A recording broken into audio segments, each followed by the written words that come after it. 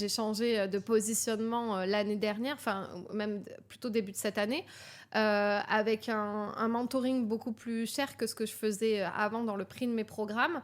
Et je visais pas forcément la même cible, c'est-à-dire que en fait, je visais mes clientes après. Donc mes clientes de base, une cible plutôt débutante, mais une cible débutante qui a réussi plus ou moins à faire quelque chose et bah, maintenant elle va aller plus loin.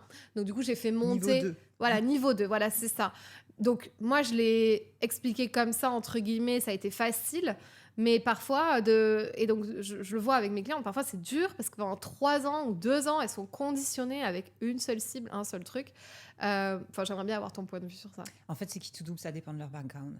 Si c'est des gens qui sont issus d'un milieu modeste ou dans leur quotidien, ils ont toujours Ouais. eu à faire attention à leurs dépenses, ça va être très difficile de les faire switcher dans un mindset entrepreneur.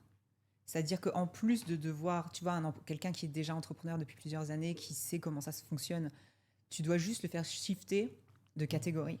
Alors que Ouais, quelqu'un qui débute, tu dois shifter ton mindset en salarié c'est potentiellement clair. ou entrepreneur et en plus l'emmener Ouais, dans un milieu qui n'est pas du tout son ouais, quotidien c'est vrai. potentiellement. Donc ça dépend du background, ça dépend à quel point cette personne est malléable, est flexible, ouverte d'esprit. Ouais, c'est vrai. Tu vois, ça dépend de beaucoup de choses. C'est pour ça que nous, on prend le shortcut, tu vois, en disant que ce Ouais. taf-là, il est déjà fait. Tu sais comment on est un entrepreneur, maintenant on va t'apprendre Oui. l'entrepreneuriat dans le monde du haut de gamme et du luxe.